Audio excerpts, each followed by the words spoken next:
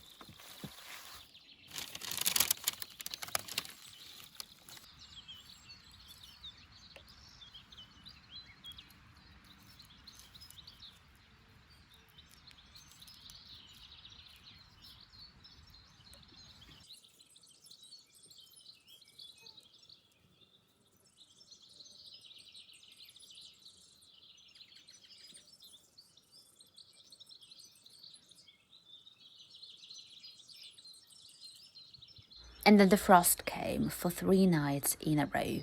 And as a result, we lost the blossom of cherries, pears, and walnut, as well as grape sprouts.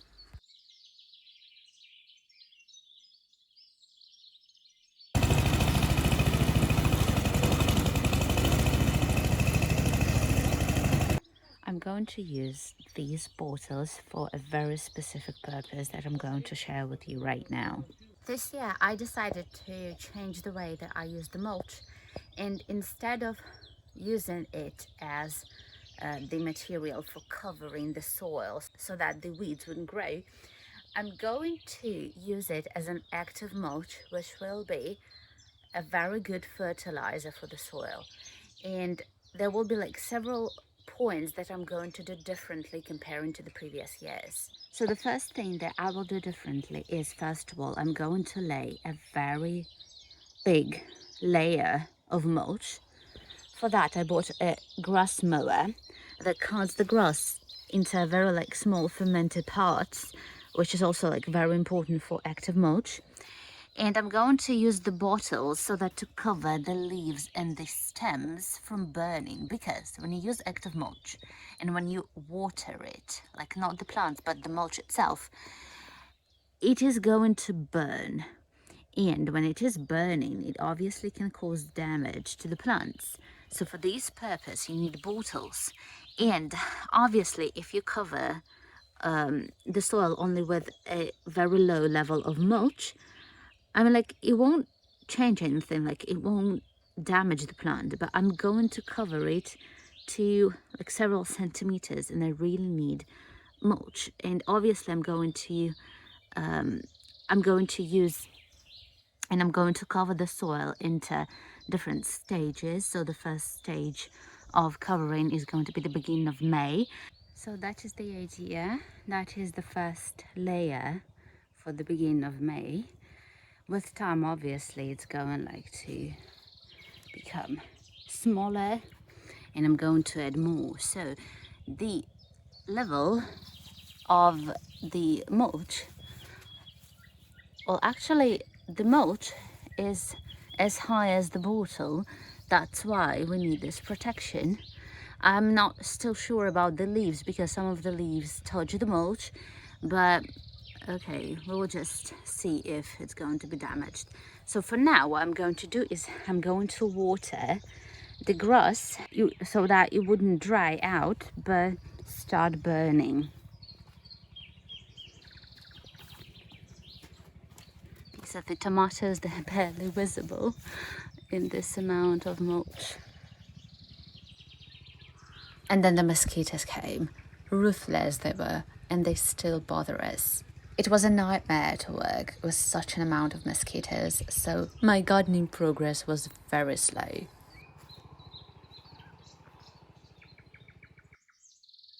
And then the Maybugs came in plentiful amounts, hungry, starving, and ready to eat almost anything. They even attacked the raspberry this year. Of course, this huge maple tree is the biggest picnic for them, but the buzzing in the air for a week was tremendous.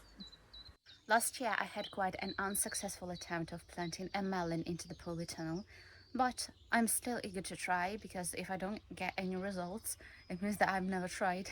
So this year I'm going to plant only one melon into the polytunnel because I don't have much space, and the second half of the polytunnel is occupied by a cucumber, which I hope will grow really good because last year was a disaster in terms of cucumbers. So I'm doing it right now, and wish me luck.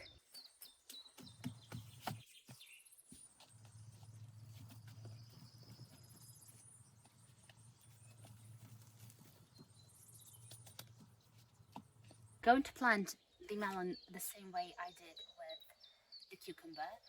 I watched it, or I found it out from one of the gardeners who said that it's better not to, I don't know, to create a small pit for them and to plant them really low, but it's better to plant them higher than the surface of the soil because you can prevent any diseases from happening. For example, the rotting of the roots and etc.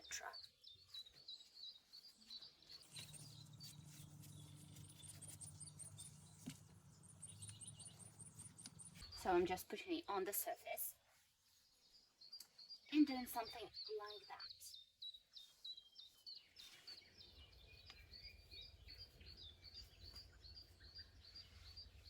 For this purpose, I've also got some additional soil from my compost pile.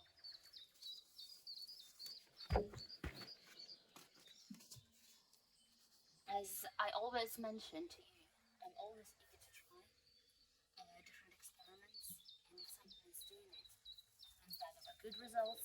As you can see, it's a little bit above the level of the soil, and I've created like a small hump in here, small pile. Yeah, my melon is actually a little bit overgrown because I was afraid of frosts. Now I just checked the weather forecast and it seems to be fine.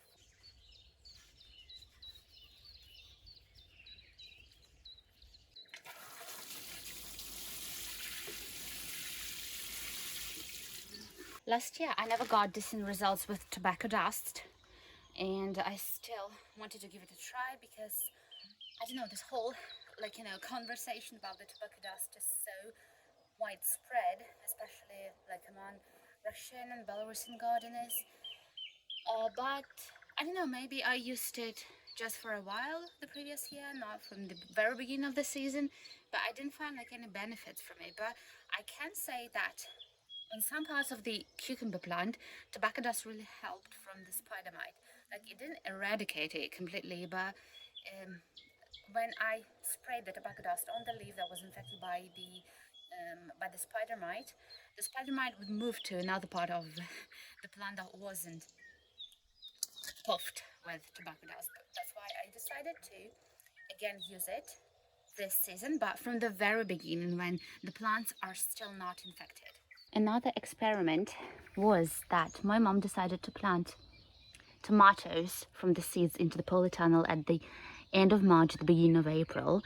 I know that they lack in their growth because that is what we have from what we planted in our apartment, and obviously it is a lot better because some of the tomatoes in there are blooming, but that is also the good results, and we decided to compare when we're going to get fruits, first tomatoes, yeah, right now I can see that the tomatoes are really good in here and they are very healthy. They never had this trouble when you plant them from sterile conditions into wild nature, into the polytunnel where the temperature is really wild, and they feel a little better. These ones are actually of small variety. I showed them the previous year, and I decided to collect my own seeds, and these are planted from my own seeds. I never bought this variety this year because it's actually quite expensive. And is it like the first? Yeah, it's going to bloom. Can you imagine that? So with this variety, obviously, it makes sense to plant it into the polytunnel from the seeds and to save on some more space in the apartment, because usually people who plant lots of things, they do not have enough space, and my family is included. So the experiment is paying off. The tomatoes are giving side shoots right now, and I'm removing them. There are actually many of them, especially when you miss a couple of days and return back. And you can see that there is a huge amount of side shoots. But look at this bud. I've never seen a bud so huge. Today is officially the last day. That is the 19th of May, when we're going to put the last plant into the soil, which means that our planting period is going to end this evening. The last plants are pumpkins, melons and grafted watermelons. So we have lots of them, and we are preparing a hotbed at the moment. So the first part of this compost pile will include 3 melons. I planted only 2 of them right now because the third one that I would like to plant in here is still really small, and I'm going to plant it later. And the second part will be for grafted watermelons. I also chose really good varieties and the ones that are superb at the moment. So that is the grafting. I secured it for a moment, for like a short period while it's going to grow stronger. And I will also plant 3 varieties of really good watermelons that are going to be up like to 15 kilograms if the conditions of growth are really best. And the compost pile is also a very good idea, very good experiment I would like to try, because I saw some of the people from the north who planted pumpkins and watermelons on compost piles, and they got really good results. And last year I planted a pumpkin, only one plant on the compost pile, and it was just, out of the mind what was going on with that